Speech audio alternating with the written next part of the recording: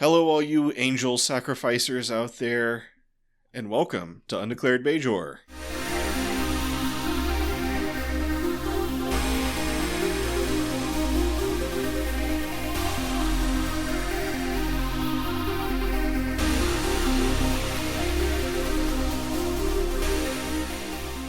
Man, did they actually do that in this episode? I missed it.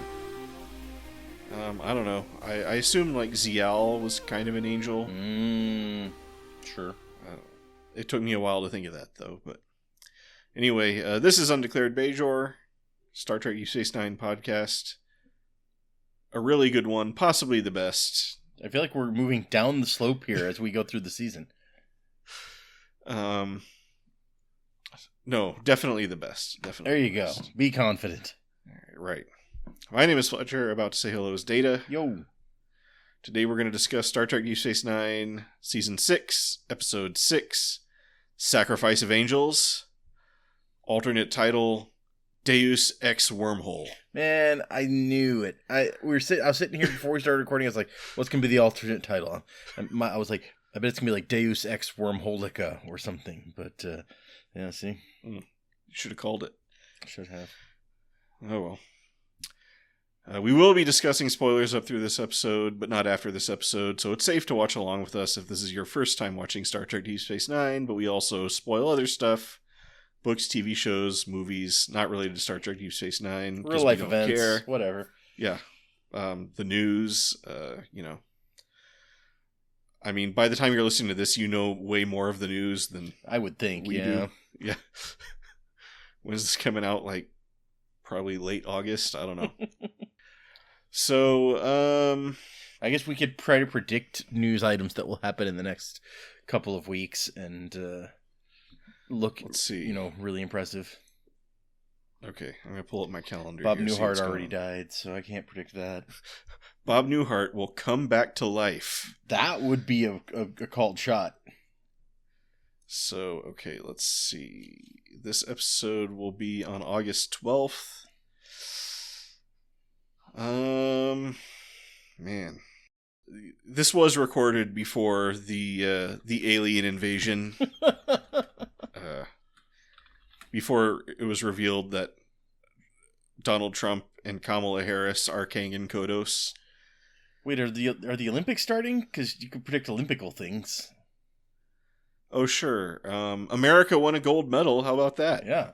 We won all of the gold medals. Every single one. Even in the events that we always suck in. Yeah. It was amazing. It's a sign. It's a sign that America is chosen. Whoa. Anyway. Sacrifice of Angels originally aired November 3rd, 1997. It was written by Ira Steven Behr and Hans Beimler. So I guess this is the Hans Beimler half. I guess it must be. And directed by Alan Craker, or Croker, whatever. And Sarah Clofton is in the episode. Yep. He's there somewhere. So as the massive Dominion and Federation fleets stand toe-to-toe, the bridge crew of the Defiant gets ready for battle. Garrick says the Klingons are going to miss a very interesting battle. And is he just, also an ensign now?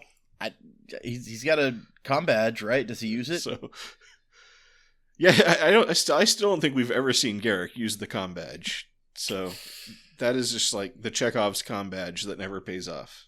O'Brien says they'll be missed, but Sisko says, forget about the Klingons. Remember, our goal is to break through this Dominion fleet, get to Deep Space Nine, and stop the minefield from coming down before thousands of Dominion ships come through the wormhole. And it's just like, oh, is that what we're doing here? Good to know. Thanks for keeping us up to date. I missed that part during the mission briefing. The entire point of what we're doing.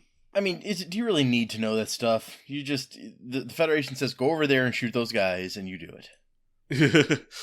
Okay, so Sisko reveals his brilliant strategy. Have the fighters attack the Cardassian cruisers with attack pattern Theta, then run away. Garrick explains the obvious reasoning to Nog. The Jem'Hadar are too disciplined, but the Cardassians might be able to be provoked into the massive tactical blunder of breaking formation and chasing the fighters. Also, I don't like those guys in the fighters, and I want them all to die. Yeah, apparently.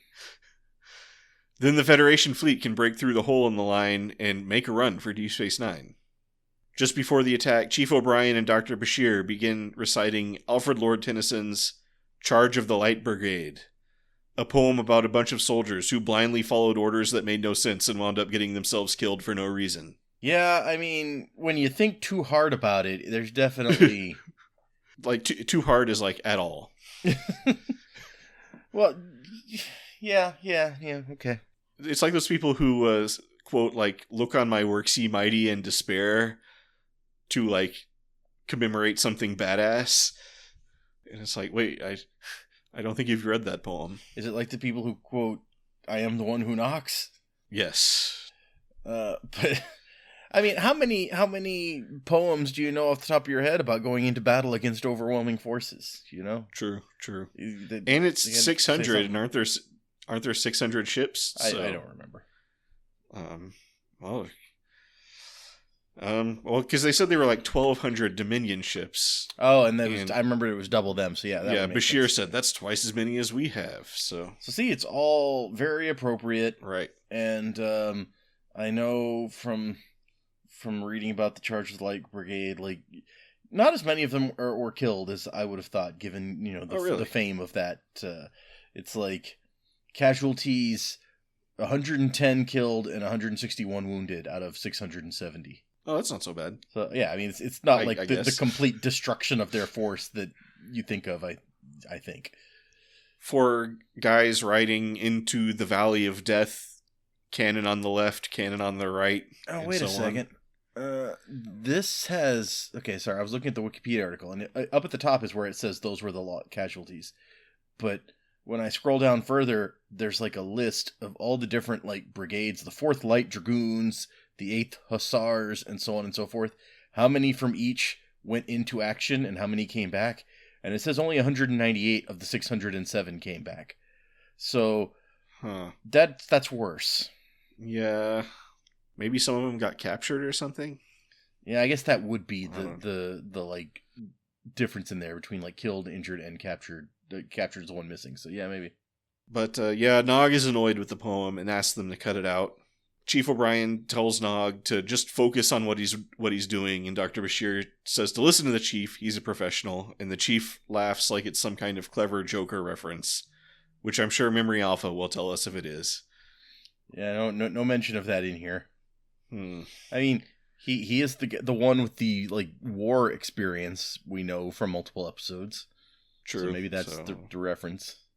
I mean, Captain Sisko also has war experience, but yeah, he was fighting the Zenkethi or whatever. Yeah, also the Borg. Does that even count as war? That was like one battle. Just a really bad one. I mean, who cares if it's a war or not? If you're so the attack begins. The Cardassians don't fall for the ploy the first time, so Sisko orders them to do it over and over until the Cardassians do fall for it. Until it works, or all of our fighters are dead, maybe. Yep. Some real Zap Brannigan leadership going on there. And tell Captains Diego and Reynolds to stay alert. So wait, is that Charlie Reynolds? Gotta be Charlie Reynolds, back again. That son of a gun, of course he'd be here in this battle. Classic Charlie Reynolds. You think that they Sisko and Charlie Reynolds met up after that previous mission and he was like, oh my gosh, can you believe that we were that ship? That would have been a fun conversation. Meanwhile, at Deep Space Nine, Dukat, Damar, Weyoun, and Boom Boom Parkins watch the battle on the big round radar screen thing. I'm glad you remembered Boom Boom. Oh, of course. Good. Dukat finds Sisko's plan very clever, and Weyoun is like, oh yeah, very clever. And Dukat's like, oh, you see the plan? And Weyoun is like, oh yeah, totally. And Dukat is like, well then go ahead and explain it to the Founder. And Weyoun, barely missing a beat, says, I could never hope to match your eloquence. And Dukat's just like, you're right.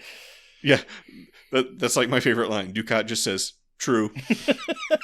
He's like, I will take that compliment in the spirit it was intended. And then Dukat explains the thing that we already know. Yep. Which, is this the episode that had the Cardassians love to talk line? I don't recall, yeah. But yes, Dukat in particular loves to talk, and Wei Yun knows how to play into that. Then Dukat reveals his strategy, which is to pretend to fall for it and create an opening, then close the opening. Yeah, apparently there's a note about this strategy. Okay. Dukat's strategy, deliberately opening a hole and then hoping to draw the enemy in, is similar to the successful strategy used by Hannibal at the Battle of Cannae on Earth in 3rd century BC. Oh, on Earth. It is interesting that Bashir is the one to point out the trap. Alexander Siddig later portrayed Hannibal in a made-for-TV film. Whoa. Yeah. 6 degrees of separation. So, Dukat and Hannibal, right there at the same level of military genius. And Brian Fuller created the TV show Hannibal. And he wrote some DS9 episodes. Totally the same Hannibal, yeah. I need to get out my yarn board to figure this all out. Yeah. But yeah, Wei Yun is like, okay, whatever. When is the minefield coming down? Because that's really the only important thing. And Dukat says 8 hours. Then Wei Yun and Boom Boom Parkins leave. Damar says he'd like to throw that smug little Vorta and the founder out of an airlock. And Dukat says that's no way to talk about our valued allies, continuing to pretend he has some kind of equal status in the Dominion. Yep. Not until this war is over, anyway. And like we've said many, many times, when do you imagine you'll ever be in a position to take on the Dominion after this war? I mean, after today, when the thousands of ships are supposed to come through, really, like, dude, right? Yeah, it's like, I don't see what's going on in your head. Nope. Anyway, Damar brings up a point that someone probably should have thought of a long time ago, which is, what if Rom wasn't working alone when he tried sabotaging the graviton beam? What? No, it was obviously only Rom. So what if Rom didn't single-handedly learn of the graviton beam's existence and devise and carry out a plan to stop it? I mean, really, the first question should have been like, how did Rom find out about the graviton beam's existence? And then Damar would have been like, oh, I told Quark and their brothers, so that may have had something to do with it. Wait a second. This has just not been a shining couple of episodes for Damar, I've got to say. Damar suggests arresting Lita because she's Rom's wife, Kira because she's the most likely person in the world to be doing something like this, and Jake Sisko because he's Jake Sisko. I mean, all reasonable suggestions, yeah. I feel like. He doesn't even know there is a cell, and he pretty much got everybody in the cell. I mean, he didn't say Odo, but right. Good luck trying to convince the Dominion to arrest Odo. He probably would have said Odo if circumstances were different. Yeah. Also, Kira, Rom, Jake, and Odo have been spotted many times in Quark's openly discussing plans for subversion and sabotage, which might be an indication of something, might not. You know, I mean, Lita, as far as we know, isn't involved in this resistance thing, but... yeah. I was just thinking, didn't Lita go to Bajor? She did, she came back. Okay, so she came back. Did she come back when Rom got arrested? I believe that is the first time we saw her again, so yeah, okay. I think that's the assumption. All right. I was just thinking about that. I was like, wait a second. Rom made that whole huge Casablanca speech, and then she's just back?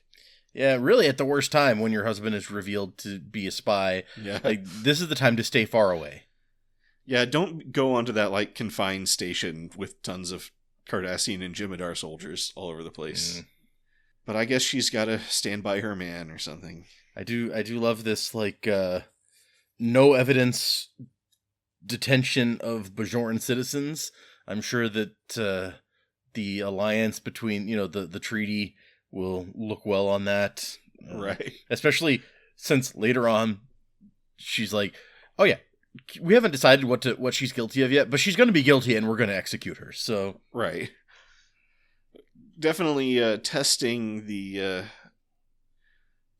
durability of that non-aggression pact. It's not like Bajor can really do anything. True.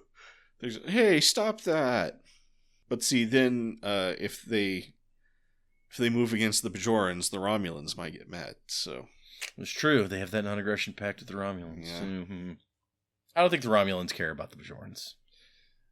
They'll be but they care about the sanctity of non-aggression pacts. Yeah, but I feel like from the Romulan perspective, like the Romulans would betray a non-aggression pact as soon as it was convenient. And so they're just like, oh, well, yeah, the Bajorans got in over their head. They were idiots, whatever. So, Dukat is like, yeah, okay, go ahead and arrest those people. Just don't hurt Kira. She's important to Ziel. And to me. Yeah, he's still got it in his head that there's going to be something going there. He's still trying to play that angle, but okay. Okay, well, that segues nicely into my next point, says Damar. Maybe, just hear me out, given Ziel's recently expressed anti-Cardassian and anti-You sentiments, we should confine Ziel to quarters for a while. But Dukat does not take kindly to this idea. Nope. So Damar is like, she doesn't deserve to be your daughter. I deserve to be your daughter. I mean, son. Yeah, Damar really sees Dukat really positively. I don't know. Yeah. I mean, that was definitely the subtext of this scene. Is like, I don't know if Damar doesn't have a good father figure or something. Yeah, maybe. But family is the most important thing to Cardassians. Well, that's why it's doubly important to him or something. Down at Quark's, Lita, Jake, and Kira openly discuss their plans for their next furtive move. Kira suggests bombing the station's central computer before the Cardassians can blow up the minefield. But then Damar comes in and arrests all of them, so that's the end of that conversation. Yeah. You don't have to worry about it anymore. And then Damar does the weirds, like, you have nothing to hide, and then looks at Lita and is like, you definitely don't. I was like, creepy. Quark just watches all this happen, and he's like, oh, that's not good. Well, I mean, what's he supposed to do about it? Yeah. Go hire those Nausicaans again. Right? It's like, oh, shoot. I already lost those 5 bars of Latinum to the Nausicaans. Back in Ops, seeing that Starfleet has tried their attack and run thing 9 times now, Dukat orders a couple of squadrons to break formation and go after the fighters. On the Defiant, Garrick announces the opening. It's a trap, says Bashir. Yeah, whatever, says Sisko. Let's just do this, and they begin their charge. It's like, yes, it's a trap, but it's a trap that is going to get us slightly closer to our goal, so... Yeah. Here we go. Gambit accepted. In his office with Weyoun, Dukat pours a couple of glasses of Kanar in celebration. Weyoun turns his glass down, so Dukat drinks both glasses. I think these glasses might keep magically refilling, or he's pouring more glasses or something. I don't know. Well, you got to toast to the destruction of the Federation. Right, which is basically already happened. Yeah. Weyoun points out that, hey, there's still 5 hours left until the minefield comes down, so maybe let's not be the tightrope walker who thinks he's made it and falls off in the last couple of steps. But Weyoun looks ahead to the gargantuan task of holding the Federation once it's conquered. Dukat can't wait. Weyoun says, if you ask me, the key to holding the Federation is Earth. So... Not Vulcan or Andor, but... Yeah. So, well, the capital of the Federation? Very astute analysis there. Anyway, Weyoun thinks the only option is to kill everyone on Earth. It's the only way to be sure. Yep. No, says Dukat. They must kneel before Zod first. Then you kill them? Yeah, or whatever. I just have to have my due respect. Yeah, I do love Dukat's argument. He's like, no, see, if we killed them, that wouldn't be true victory. That would just be like winning. No, to be a real victory, you have to convince your enemy that they were wrong to ever oppose you in the first place. And Weyoun's like, yes, okay. And then you kill them. And Dukat's like, he makes an amazing body motion where he does like this look away kind of shrug thing. He's like, only if you have to. And Weyoun's like, don't kill all of them. Fascinating. Like this is a great scene. These two are so much fun. Oh yeah. Then Dukat, who has knocked back quite a bit of Kanar by this point, laments that there aren't any statues of him on Bajor. I like that it's a guessing game. It's like, now, do you think there's one statue of me on Bajor? And Weyoun's like, I would assume not. And you would be correct. And even Captain Sisko refuses to show him the proper respect. And he's a smart guy. So, but yeah, Wayun can't do much with that but laugh. So Wayun seems to think that he is going to be an important, or maybe in charge of this whole, like, overseeing the Alpha Quadrant after things are done. So maybe he's getting his pitch ready, you know? Like, he's going to make like a sizzle reel. He's like, okay, let me show you my vision for the Federation Conquest campaign. It's like, and we see like snazzy shots of like Earth getting nuked from orbit and stuff. Here's like Earth before all blue and green and whatever. Here's Earth after I'm done, and it's like a smoking crater.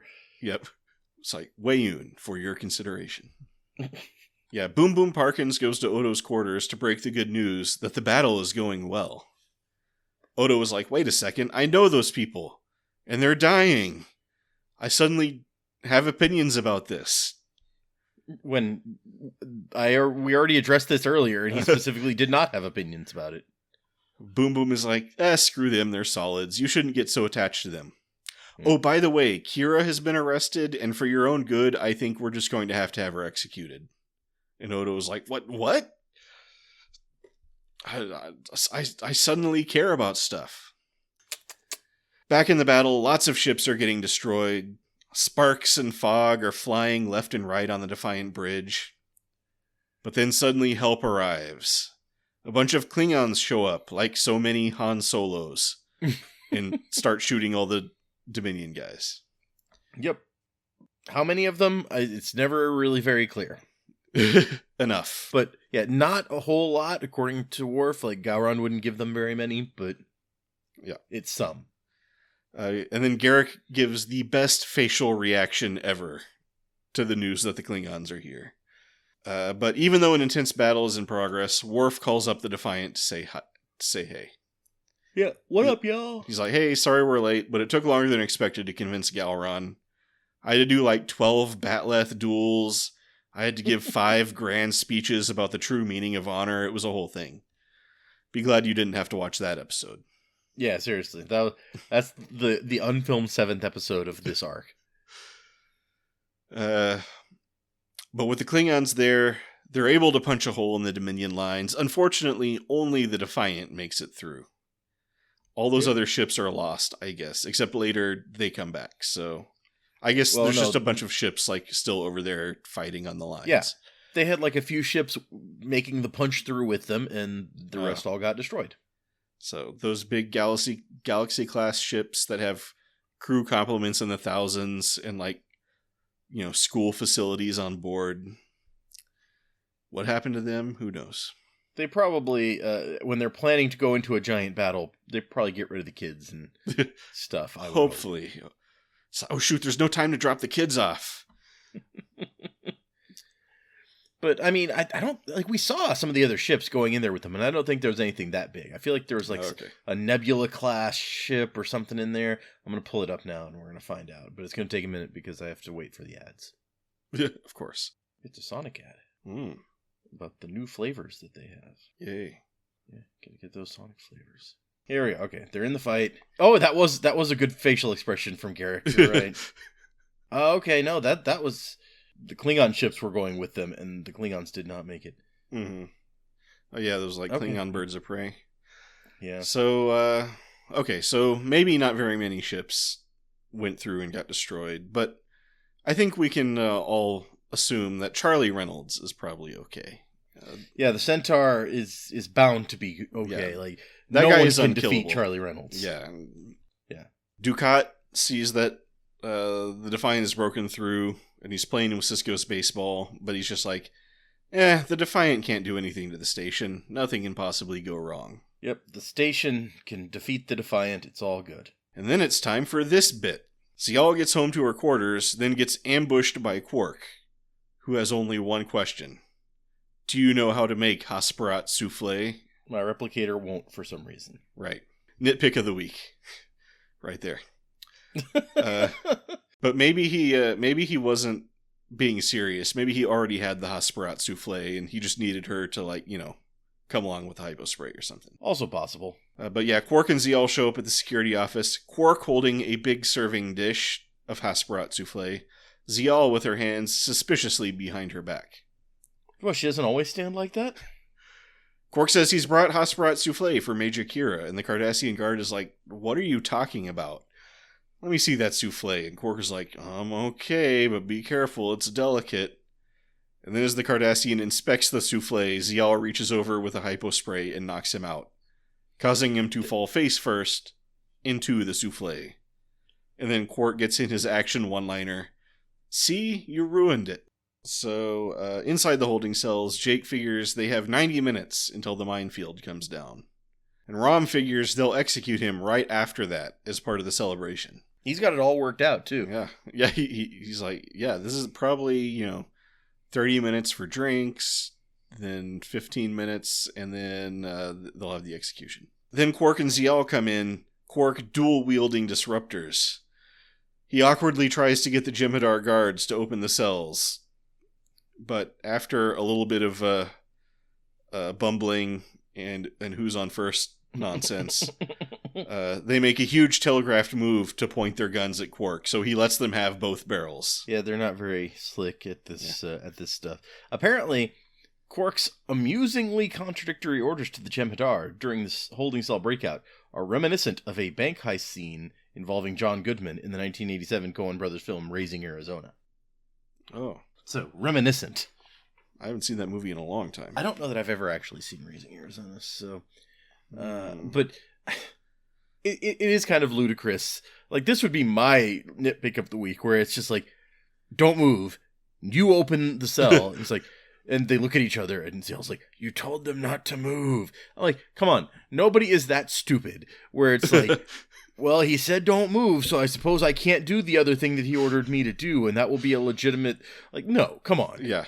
I don't think that's what the Jem'Hadar were thinking. I think they were just like, is this guy for real? Or okay, yeah, see, that would make a lot more... Like, and I kind of had that thought also when Zial said that. I'm like... Why do you think that that's what they're thinking when they look at each other wordlessly? Right. But, the show just went with it. So I was like, okay, I guess they're trying to say that that's what happened. These elite soldiers of the Dominion who fear nothing, not even death, only glory to the founders. But they're easily duped and then taken out by a bartender. Yep, all you need is 2 guns, and you are automatically superior to the Jem'Hadar who only have 1 crap, gun. This guy has 2 guns? Yep. We never trained for this.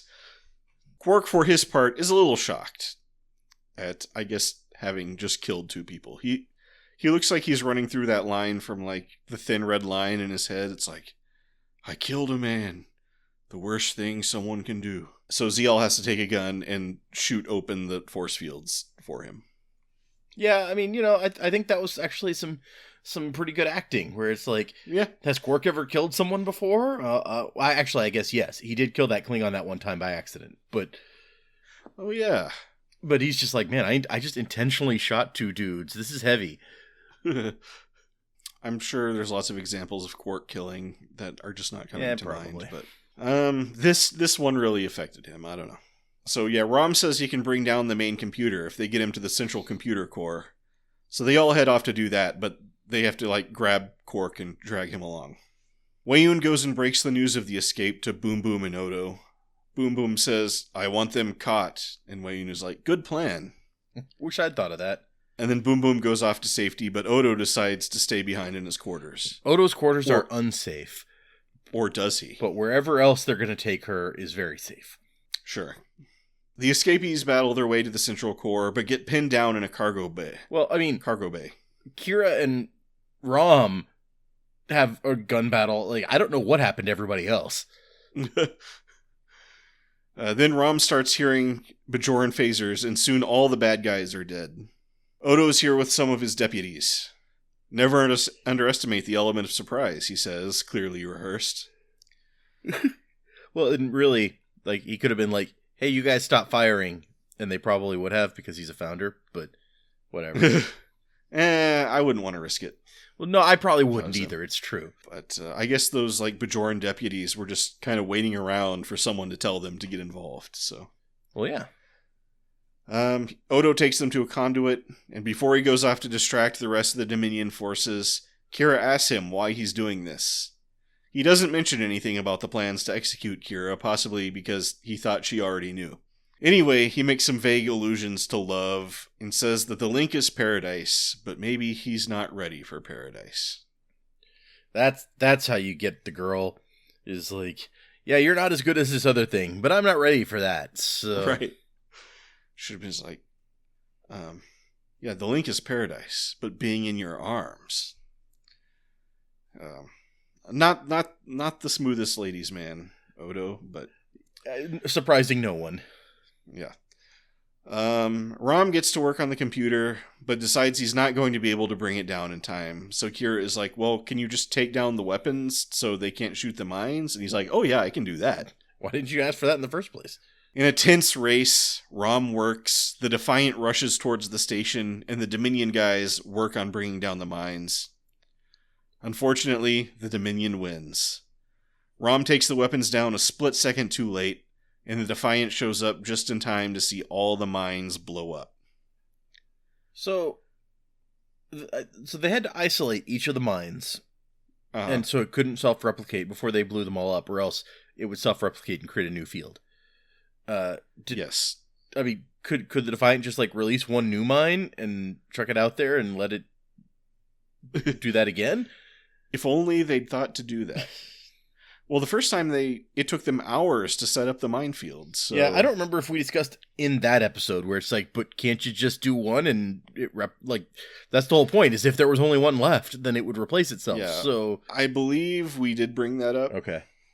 So, yeah, who knows? These mines just make no sense at all. So they're magic mines. It's fine. Yeah. And Rom can tell from deep inside the tube that he was too late. It's kind of amusing. Right. Well, he was working on the weapon system, and he probably sees like, oh, wait, there was a glitch, a blip that says the weapon's fired. Yeah. So Dax is like, well, what do we do now? And Sisko's like, I guess let's just fly into the wormhole and see what happens. Luckily, the weapons on Deep Space Nine are now down, and so they can't shoot the Defiant before it gets to the wormhole. That is lucky. Yeah. The Defiant enters the wormhole and gets ready for a glorious last stand. But then there's a flash, and Sisko goes into Prophet Land. What the heck are you doing here, say the Prophets. Are you trying to end the game? Which Sisko figures means his life. I mean, he explained the whole game concept the first time he met them, so they're just using the same metaphors. Sure. And then they talk about all this adversarial and hostile stuff. Yeah. I guess they can really only speak in the vocabulary that he's taught them. Or will teach them in the future, or I don't know. Yeah, they actually note, the Prophet's description of Sisko's life as the game is a reference back to the Emissary. There, Sisko explains linear existence using a baseball game as a metaphor. They also referred to the game when explaining to Quark why they had taken Zek's greed in the third season episode Prophet Motive. Because he wanted to know the outcome. He wished to know the outcome of the game. Yep. Yeah. But yeah, Sisko's look, I gotta do what I gotta do. And if you don't like it, how about do something about those Dominion ships? And they're like, well, we don't really care that much. So Sisko makes a big speech about how Bajor will be destroyed, and wouldn't they be crappy gods if they let the planet that worships them be destroyed? It's true. And they're like, okay, but a penance must be exacted. The Sisko is of Bajor, but he will find no rest there. His Pa will follow another path. So what does that mean? Ooh. Man, and there's a parallel here between Sisko will find no peace on Bajor, and Odo isn't ready for the paradise of the Great Link. Oh, interesting. Also, Hans Beimler talks about this thing about how there's a price to pay, and he says that it's an idea with many mythic and biblical precursors. It's tragic hero stuff. A hero takes on things for others, but doesn't necessarily find any peace himself in the result. In relation to this, Ira Stephen Bear compares Sisko to Moses, who guides his people to the Promised Land but is not allowed to enter, and Ethan Edwards, the John Wayne character from the 1956 John Ford film The Searchers, who reunites his family but cannot enter the house with them. Aww. I didn't see The Searchers. I don't know if he dies or if he's just there's this restraining order by his wife against him. I do not know. So yes, surprising nobody that Ira Stephen Bear has an old Western movie that this reminds him of, as much as the story of Moses. Yeah, they're basically on the same level. It's all right. It also notes that when Sisko says to the prophets, "You once told me you were of Bajor," that refers to the 4th season episode Accession. Between Emissary, Accession, and this is his 3rd visit to the prophets. Aha. Yes. They said, they did say, like, we are of Bajor and you are of Bajor too, or something like that. Okay, so they send Sisko back to the bridge. The Defiant gets ready to fire on the Dominion ships, but then Dax is like, hey, look! And then we get the thing that I always hate, where we show the thing that they were looking at and nothing is happening. Yeah, nothing unusual is happening. Yeah. Except for maybe some slight flickering. But then all the Jem'Hadar ships vanish. Well, yeah, you're just cutting backwards in time slightly, so you can see the whole thing. Okay. It's fine. All right. Wherever they went, says Sisko, I don't think they're coming back. So I assume the prophets sent them to some kind of Jem'Hadar paradise planet with unlimited Ketracel white. Apparently there's I don't know, is it a spoiler to talk about to indicate that they don't return in the show? Nah, we can talk about it. So they don't return. Yeah, so these ships play roles in a couple of different apocrypha bits. Like there's a novel, Unity, where the Jem'Hadar soldiers of the missing fleet attack the parasitic being mother creature, is how it is described here. But that's I believe that is the story that you find out that those bluegill parasites from that one Next Generation episode are related to the Trill in some way, and they've infiltrated Bajor, and Shakar is assassinated by a Trill or something, and then they have to fight, I guess, the queen mother of the evil alien parasites, and these guys show up to help somehow. Okay. So I guess the prophets figured they'd be more useful doing that. Yeah, right. Yeah, that must be it. That's also the timeline where Opaka has come back and is Kai again. But other than that, there's another version. Star Trek Online uses the Dominion fleet to play a critical role in the featured episode series The 2800, where it is returned to the Alpha Quadrant 34 years after, and then proceeds to capture Deep Space Nine. Oh. So they're like, I guess we'll go ahead and do that mission that we had. So no, we're at peace now. Please stop. Dukat and friends watch as the wormhole opens, and the Defiant alone comes out. And there's no sign of the Dominion ships, and their listening posts in the Gamma Quadrant are gone too. I love Dukat's just desperate for not something weird not to happen. He's like, no, I'm sure they're coming. Right behind him, right? I mean, to be fair, I'd be like, there's got to be a glitch in the communication system or something. Yeah. Let's not freak out right away. But then, oh shoot, 200 enemy ships just broke through the lines and are also headed to Deep Space Nine. So Wayun and Boom Boom Parkins don't miss a beat and are like, okay, well, time to leave. These things happen when you have a galaxy-wide evil empire. Sometimes there are setbacks. Yeah. You have to roll with it. They've been here a million times before. Now, some people experience a slow descent into madness, but Dukat dives into it head first. He immediately starts yelling, "No, all is lost." We were so close. And staggers off to find his daughter. And while he crazy walks through the promenade to find Zial, Wayun and Boom Boom Parkins just go straight to the airlock. They're like, you do you. We'd never really needed you anyway, so... Right. There's seriously no... It's should we, make sure that Dukat makes it or comes with us? Nah. They're just okay, let's go. Wayun asks if they should wait for Odo, and Boom Boom says Odo's not coming this time. But someday he How will she rejoin knew that? us. Yeah. Like, I think maybe she put two and two together. I don't know. Or maybe we'll change our minds again and try to take away his powers. Who knows? yeah, they're a little bit fickle. Dukat finds Zial, and she's immediately back to loving him. And Dukat says, okay, let's go home to Cardassia. And Zial says, oh, I'm not coming to Cardassia. Also, I should probably tell you that I helped Kira and the others escape. And he's like, And then she says a tearful goodbye to her father and then walks off, turning back one last time to say, I love you. Then she gets hit in the chest with a disruptor bolt. Well, that takes care of that, says Damar, master of reading a situation. Let's get out of here. But Dukat just sits there crying while he holds his dying daughter in his arms, so Damar just leaves. The Federation forces board the station, and there's a big joyous gathering on the promenade as everyone gets reunited. So, and then I guess Sisko stepped on the station first, so the blood wine is on Martok. By a weirdly small margin, given how long before everyone else they should have gotten there. Yeah. Well, I think they have to wait for the Dominion ships to leave, because what are they going to do while those like Jim'Hadar are still on the station? It sure is nice that like the Dominion didn't set off the self-destruct or something for the station. They're just like, oh, you guys can have it, whatever.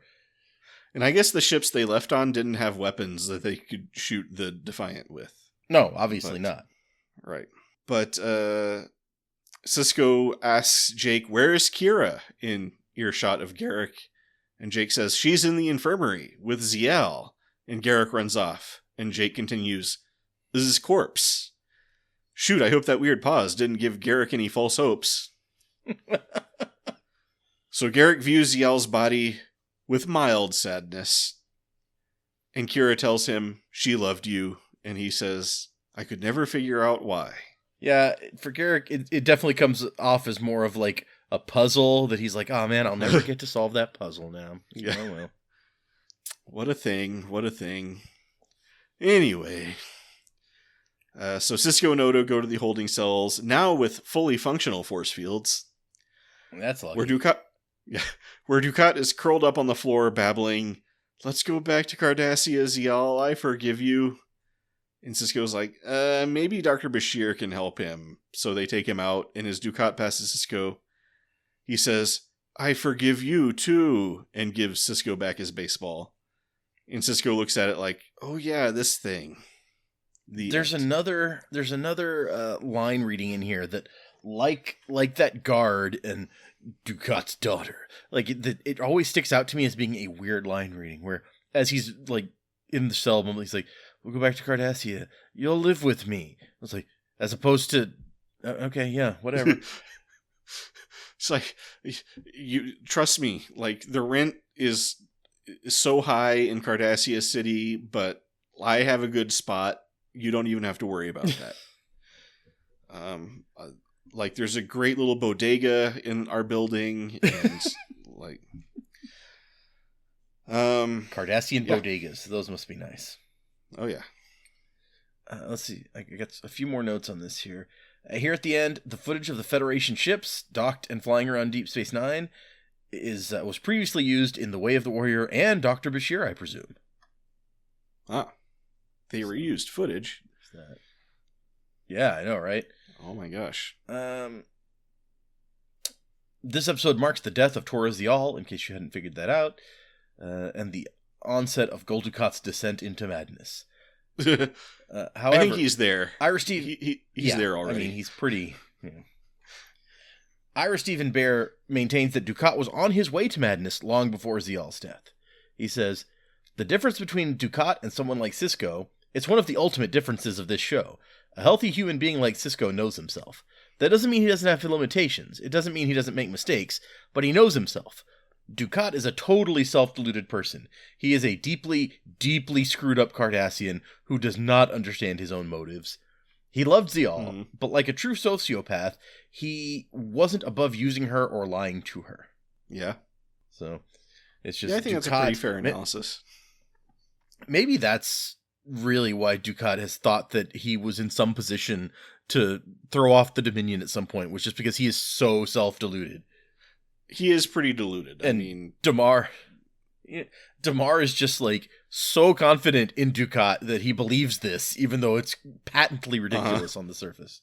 On the death of Zial, Hans Beimler says, "We understood the ramifications on all the characters.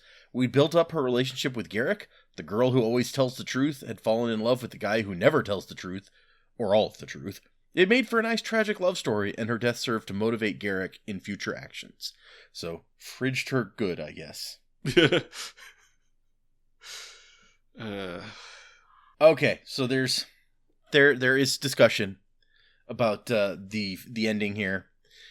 It has been a long time criticism of fans that it feels like a Deus Ex Machina when the prophets just like hand wave the giant evil fleet away. All the way back to when it aired. Ira Stephen Bear does not like that interpretation.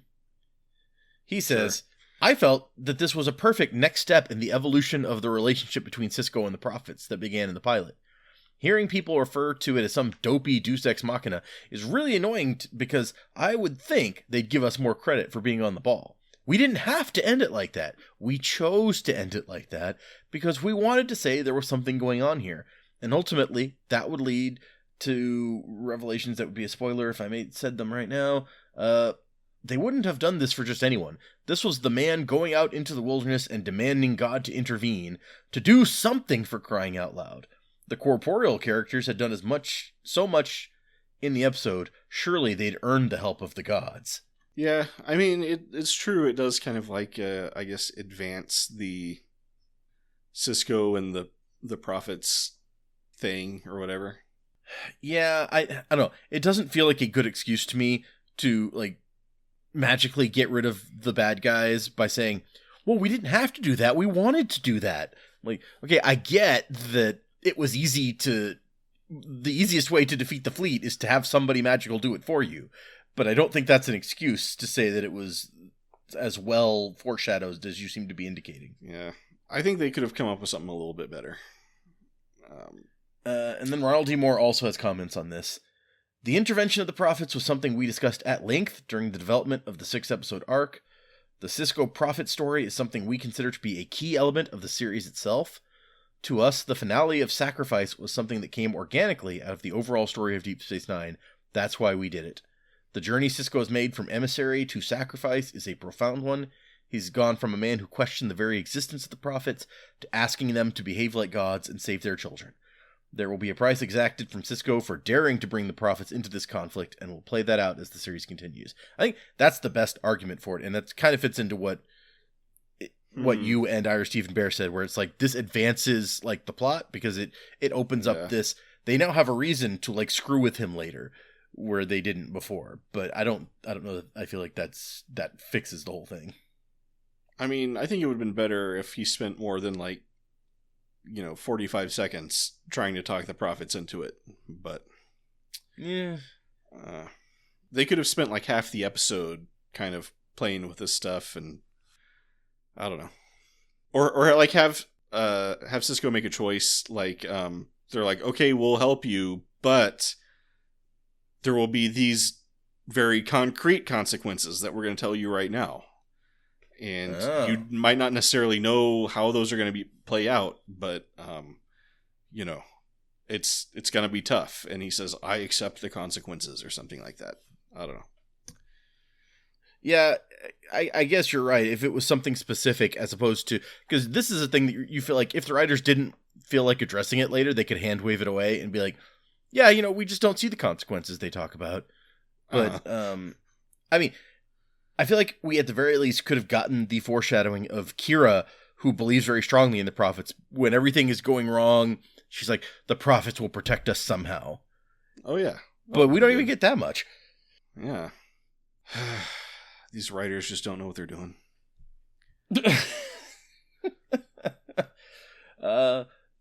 Couple other notes on they had Dan Curry and Bradley Thompson, who was once a pilot, both consult on the battle sequence because the producers wanted to do something specific with military tactics instead of just having two fleets shoot at each other. So, tactics. That's funny, because when I was watching that, I was like, I bet none of this makes sense, and I don't care. I mean, you could just say they've developed much different tactics for space fights than any that we are familiar with.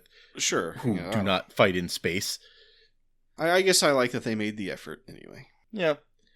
The episode contains the largest battle ever seen in Star Trek, topping The Way of the Warrior, which itself had topped the Dias cast. Also the first time where CGI is used exclusively for the battle. Ooh. The producers realized this was a massive project for television and split the work between Digital Muse and Foundation Imaging.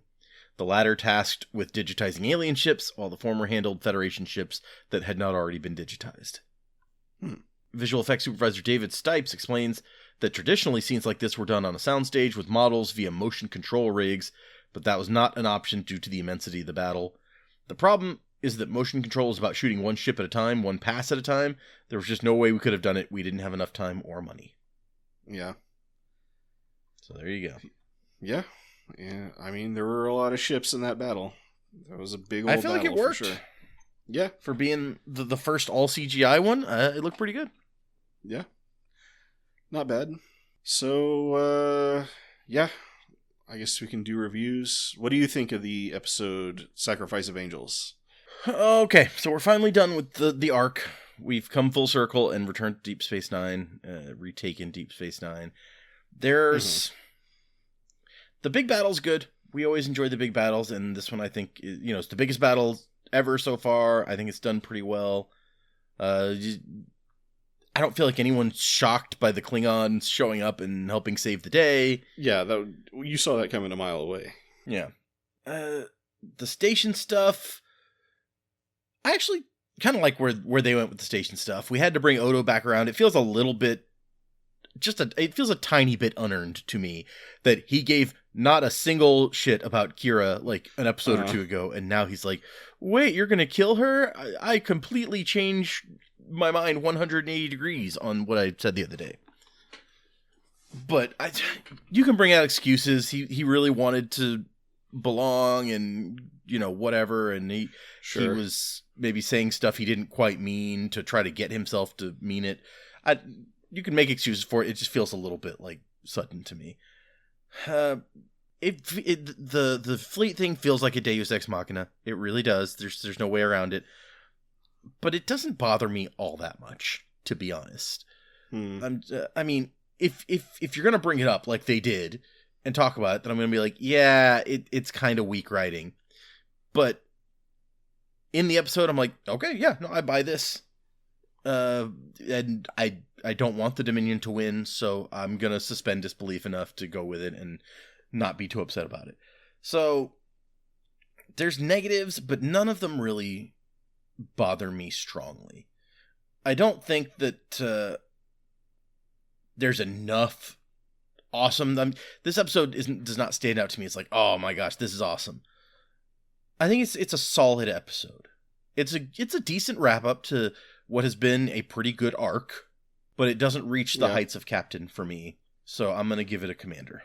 Yeah, I feel pretty much the same way. I mean, I think I'm a little bit annoyed at the way that these last two episodes with Odo are basically just played off like they were some kind of brain fart or something. And he's like, oh, shoot. Yeah, that's right. I'm supposed to be a good guy. And then he goes back to doing that. I don't care that much about the ending either, although, I mean, you can just see the many ways they could have it could have been less sudden. I think that's the problem. It's like, I don't think the prophets were even mentioned in this episode before then. Like, what if, before they went on the mission, like, Captain Sisko opened the orb to try to contact the prophets or something, to give him guidance or to ask them for help or something, but then, like, the prophets won't talk to him, and then he goes into the wormhole, and finally the prophets talk to him, or something like that, some kind of build-up, kind of like a little, progressing story that leads to that happening. And like I said, maybe make it a decision, like put it more in Sisko's hands, more than just him giving a kind of okay speech. But yeah, it's we're still in the phase with the space battles where they're big and grand, but it's not like kind of modern shows and movies where they're so in love with how like it's so dense. Every frame has so much stuff going on that like it's just endless, boring action. So so they're still stuck in the place where they have to make the special effects like really work with the story, or else they're not worth doing. So that's pretty nice, and big exciting battle is always fun. So sure, yeah, it's not a captain, but I think it's a pretty high commander for me. Like okay, and just it being the big conclusion to this arc, and kind of seeing like the big Ducats fall into madness, and I didn't like seeing Zial go, but pretty good, I think. Pretty good. I like your idea about giving Cisco like some more agency in this thing. I'm now picturing a whole episode where he floats to like Starfleet Command, that maybe he can use his position to like get the Prophets to help them in some way as like a backup plan if everything goes wrong. And he has to go like undercover and sneak onto Bajor to get access to one of the orbs to try to talk to them. Ooh. And like it doesn't go the way he wants it to, and maybe you give like the bad guys some victory and in the process, and he fails and goes, and that's when they have to turn around and do the invasion or whatever. So like, oh yeah, there's stuff that could have made that, given that more foreshadowing in some way to a greater or lesser extent. That would have been fun. And maybe as a ultra last ditch, when everything is going wrong, then he like steals a shuttle or something and flies into the wormhole himself. Yeah. Or even, I mean, you could even do the same way with the Defiant. Be like, he's kind of given up after everything went wrong, and then he's like, this is their ultra last ditch. He's like, okay, let's go in there and see what we can do, because they wouldn't talk to me before. I'm not going to give them a choice now. Sure. And yeah, maybe the Prophets are so impressed with his like last stand or whatever. Yeah. Let him do something, as he goes into the wormhole to die, presumably. I mean, even if he just, before they went in the wormhole, said, wait, maybe I've thought of something. But it's not. You just get the impression that he's going to go in there to die. And then, coincidentally, the Prophets are like, oh, hey, what up? Yeah, we'll help you out. It'll cost you about $350. Right. So, yeah. I think there were definitely... I think they could have accomplished the same goals that Ira Stephen Bear says they were trying to accomplish, and been still more satisfying. But yeah, what you gonna do? So what about the title? It was the 90s. What can you do? Yep. The title. Okay, there's one note on the title in here. The story document for the episode was distributed around Paramount with a typo on the cover. Instead of it being entitled The Sacrifice or Sacrifice of Angels, it was entitled Sacrifice of Angles. Ira Stephen Bear has jokingly said he prefers the Angles title. So we were going to have an octagon, but we only had a square instead. I mean, okay, so for the title, I mean, I feel like it fits with the, like, favors the bold or whatever. Like, I feel these in the same genre. Like, I get them going together. They're memorable in that way. Other than, like you said, Zial, I don't know what angel is sacrificing or whatever. So I feel like there were more fitting titles out there to be had, but it's not bad. Yeah.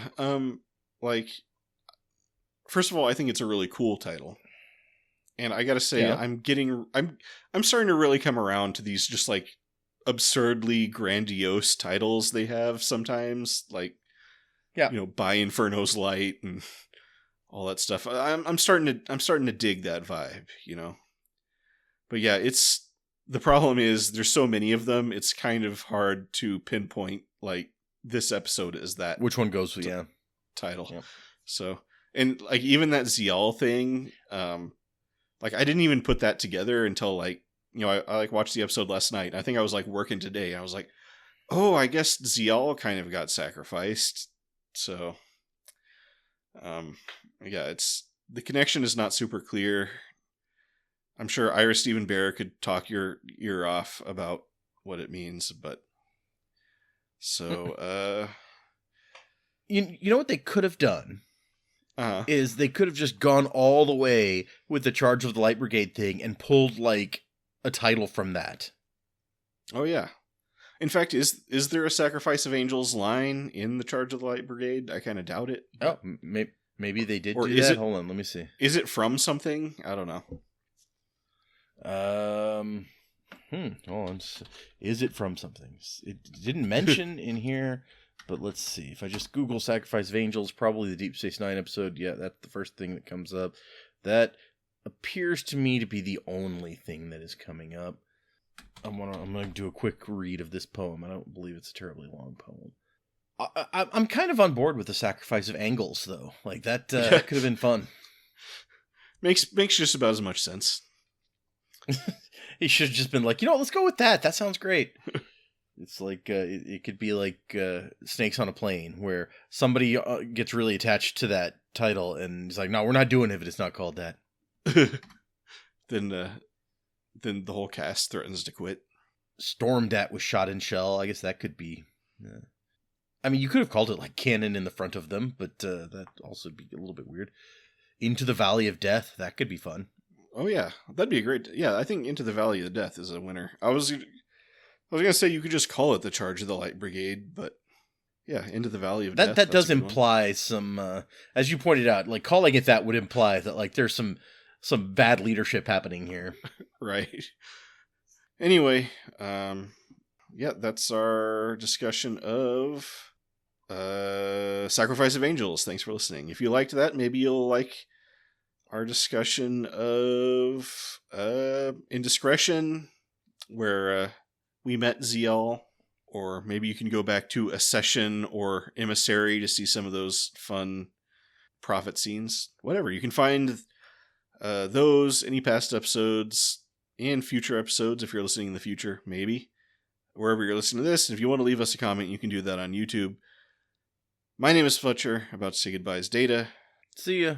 We look forward to seeing you next week, but remember, you're not ready for paradise yet. That was a good one. I like that.